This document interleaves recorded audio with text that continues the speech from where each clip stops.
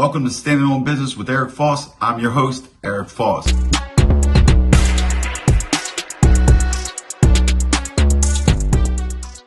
Good evening, everybody. Welcome to Standing on Business with Eric Foss. I'm your host, Eric Foss.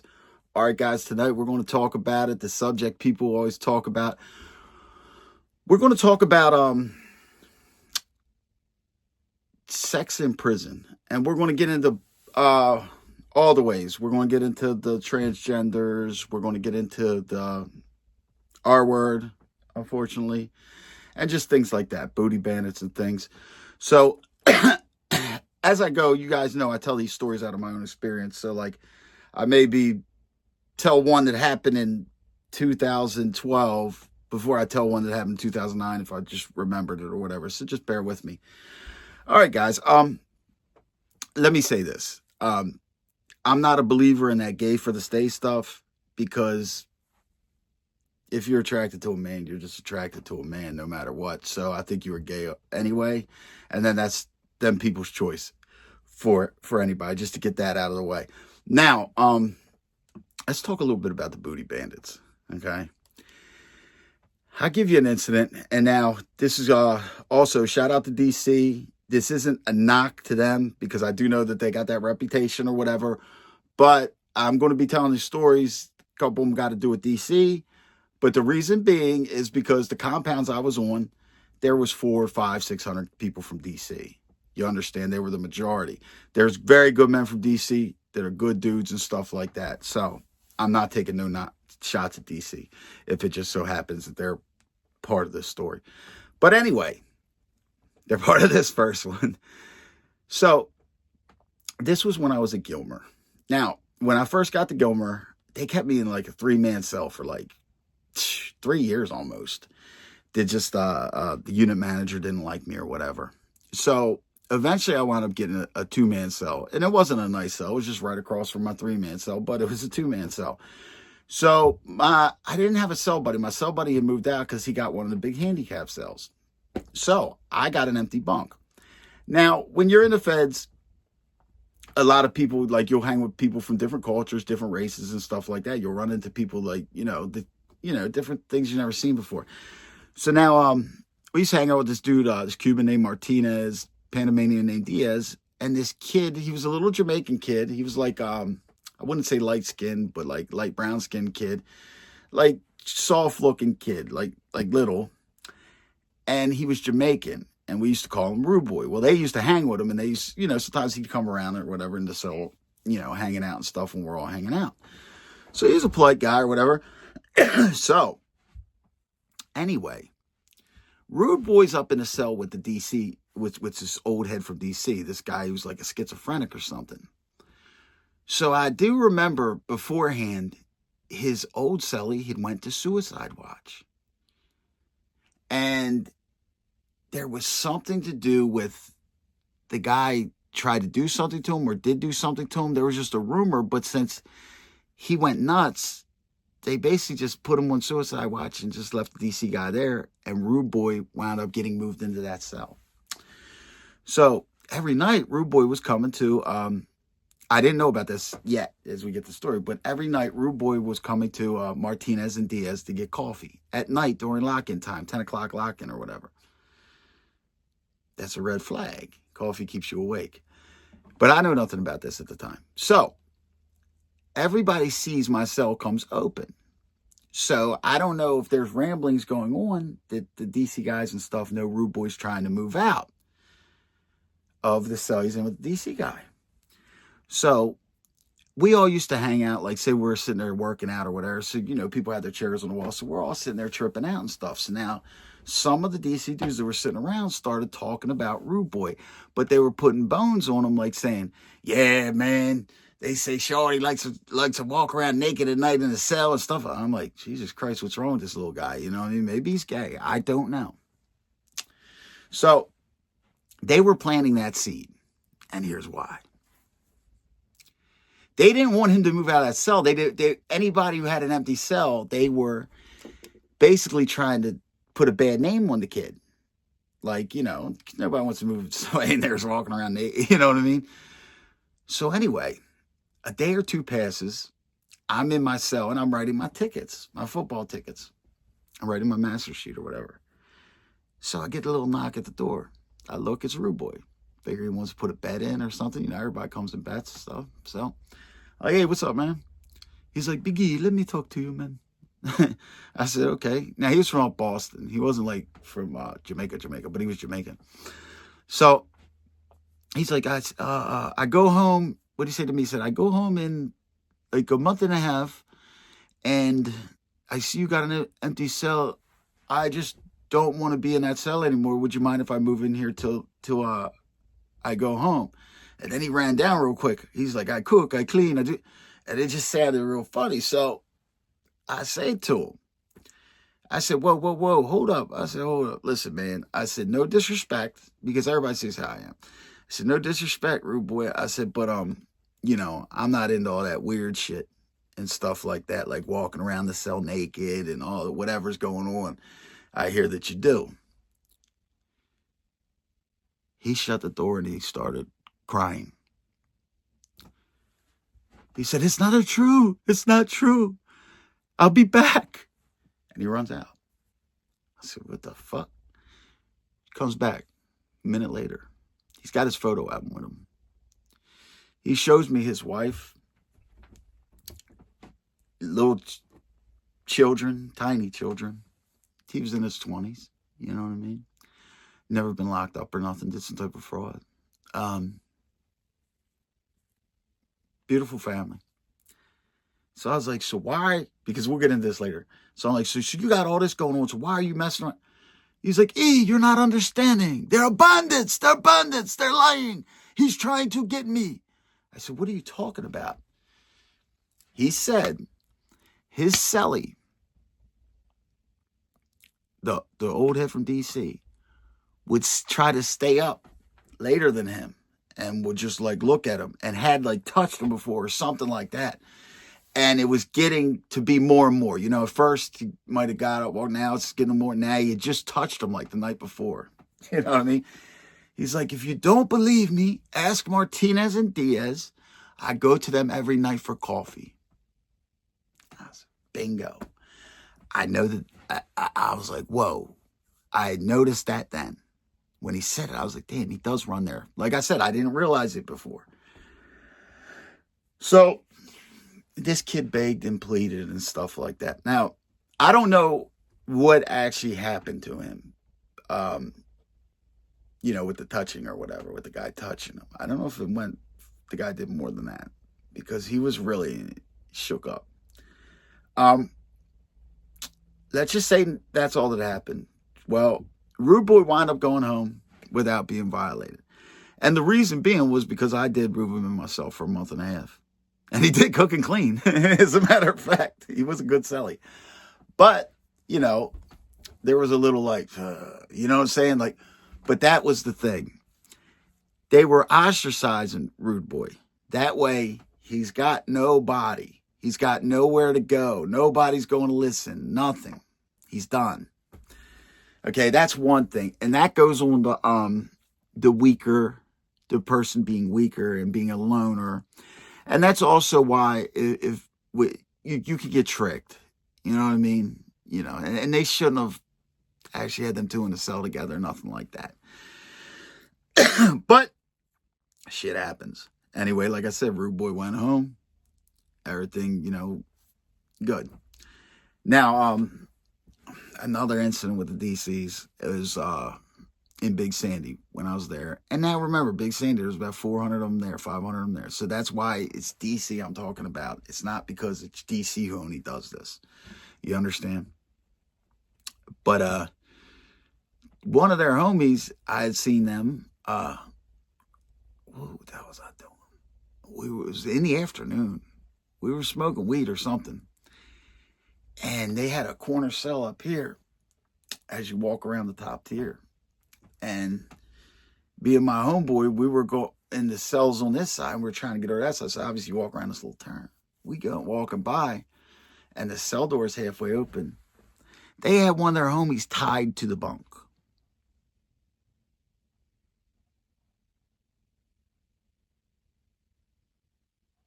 Naked. all I could hear was, stop playing, stop, what's going on? Nah, this go. I don't know. I did see that, I think they were in there drinking Shine that day, stuff like that. So obviously I walked past. So we can imagine what happened there. Now,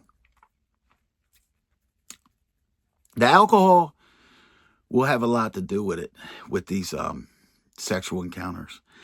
Now, what happens with the actual he, she's, or transgenders or whatever show up?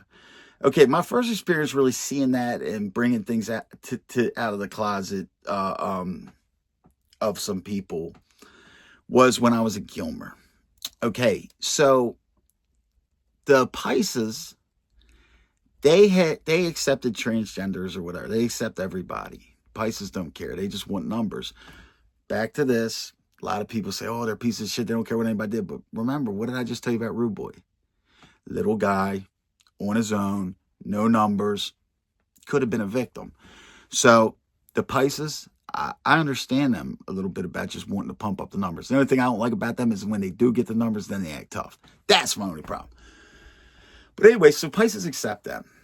So now we're on the compound. You got your supposed good white dudes, live by all these supposed moral codes and all this kind of stuff. They'll investigate people. Oh, he slapped his wife 20 years ago. He's a scumbag. You know how it goes. Well, people have been in there, know how it goes. All a bunch of bullshit. Same like YouTube. So, where was I at? So anyway, so this transgender shows up and goes into the Pisces car. But I think it was like a half white, half Mexican transgender or whatever. Big. Like, not my size, but almost my size, right? Named Val. That's the name. It was named Val. So what happens is this. When the Val shows up,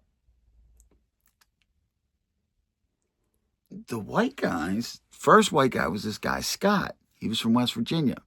Supposed to be a good dude, whatever. You know what I mean? Look, some guys, I just like how I'm on here, I was in there, I get people I like, whatever, I'm cool with. I don't join gangs, I don't join none of that kind of stuff, but I don't I don't buy into everybody's shit. Let's just put it that way. So, it wasn't like no big like shocker like this guy. Well, anyway, so the alcohol, I guess one day gets to Scott or whatever, and he just lets it out that he's been having a relationship with this Val. So, you got some white guys rumbling and stuff like that. Well, you would figure, they don't want that look or whatever. Well, they had a clique of white guys there who were like they weren't in gangs, but I think they were like dropouts probably or something like that. But they're on their white bullshit. Well, one of them, what was his name? Tennessee Cracker is what they called him. He's supposed to be solid wood. All of a sudden, him and the guy Scott are in the yard, drunk, fighting over Val.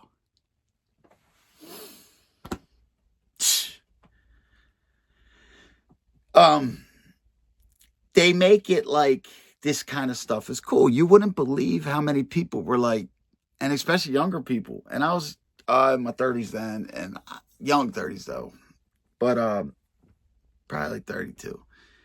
But like, I told the younger dudes and stuff who were like, kind of like thinking it was cool, like, oh yeah, and I was like, bro, these guys making jokes on it, they're gay. You know what I'm saying? Like, so the transgender Val actually got out of pocket because it seemed what it could do to these white guys.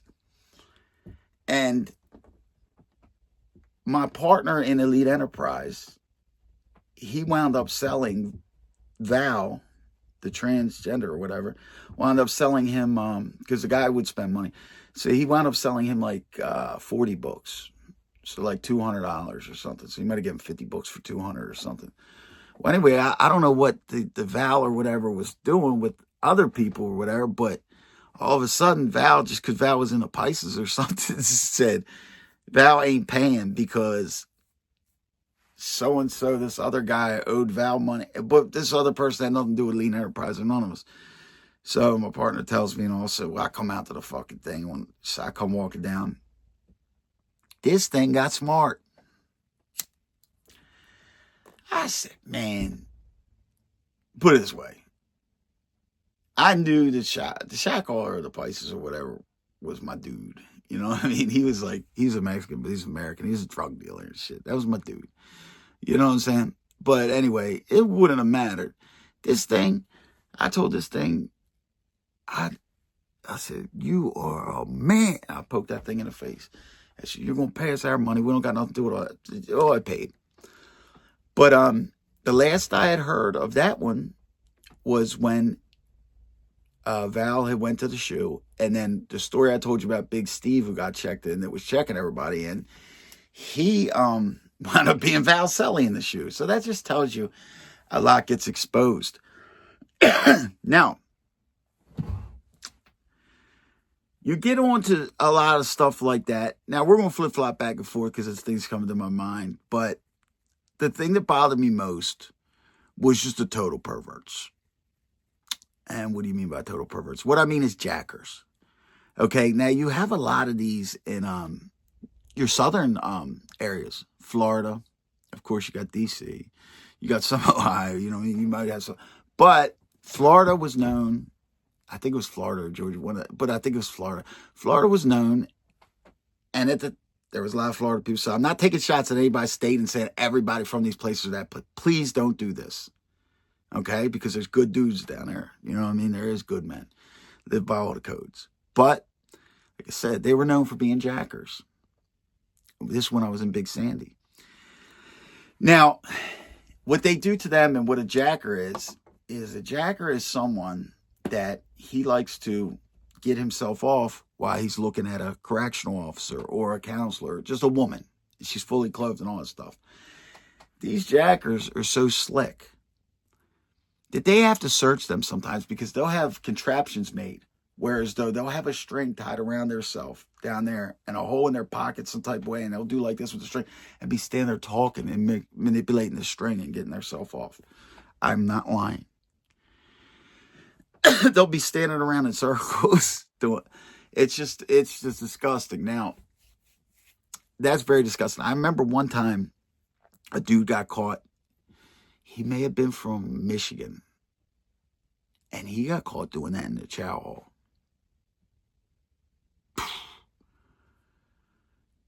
He would have been unalived had it not erupted on the spot.